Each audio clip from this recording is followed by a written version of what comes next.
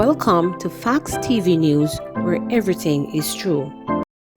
6 injured in Mandeville crash. 6 people were this morning rushed to hospital following a two-vehicle collision on the New Green Main Road in Mandeville. Preliminary reports are that about 8 a.m., a truck and a taxi collided on the thoroughfare in the vicinity of Patrick Road. 5 people who were aboard the taxi were taken to hospital, while the driver of the truck, who had to be extracted by firefighters, has also been hospitalized.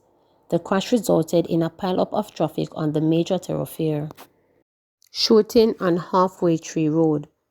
Police carrying out investigations Monday following a shooting at a car park on Halfway Tree Road in Kingston 5.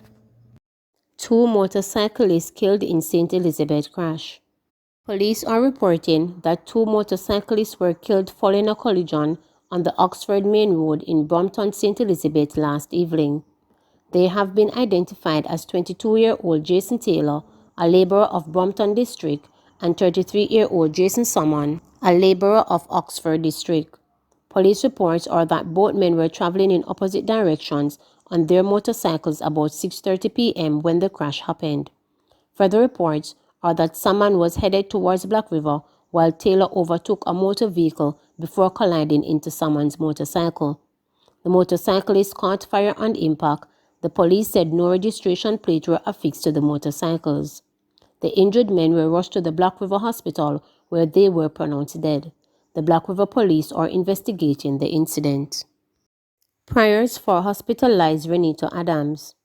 Jamaicans have raised their voices in collective prayer for hospitalized former Senior Superintendent of Police Reneto Adams.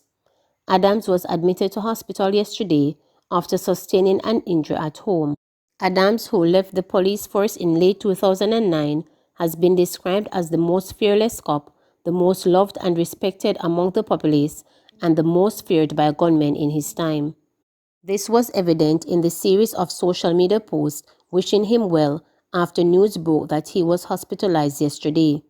Many people declared that Jamaica could now declare the end of COVID, as the dreaded disease would be no match for the crime fighter.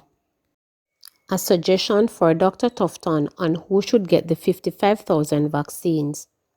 The plan to give Jamaicans who got the first dose of COVID-19 vaccine a second dose starting next month using the latest batch of AstraZeneca vaccines should be seriously reconsidered. The question is whether that is the best way to manage the vaccine rollout. With only 135,473 people receiving the first dosage of the vaccine, it might make more sense to delay the second dose and vaccinate more people. That would be a larger number of people with partial protection from the first dose instead of fewer with full protection from a second dose. We have to be careful how we compare ourselves with the United States, but this is the approach they use and it saves great lives, according to the highly respected New York Times newspaper. There is as yet no data to say that a longer delay between the 2 doses is harmful, but by rushing to give a second dose, we are causing thousands to wait needlessly for their first jab. The Ministry of Health and Wellness expects to get the second doses of 40,000 people in May. Better to give those to people not yet vaccinated. It's the poor, less educated people who have lower vaccination rates, and a delay in second shots would allow the country to double the number of people who receive a first shot in coming weeks.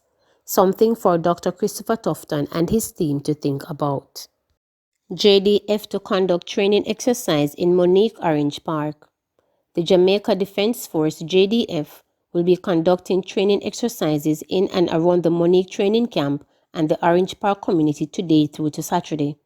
The JDF is advising residents that there is no need to be alarmed by the presence of the soldiers, as the training exercises in their community will not involve any live firing and therefore will pose no danger. Residents are asked not to interfere with and or move any training aids. In the event that unexploded ordnance or paraphernalia are found, report it to the JDF headquarters at 876-960-8776. Members of the public who may have concerns about the presence of the soldiers in their area may contact the JDF at 876-960-8776. Please remember to subscribe, like, share, and click the notification bell for daily updates.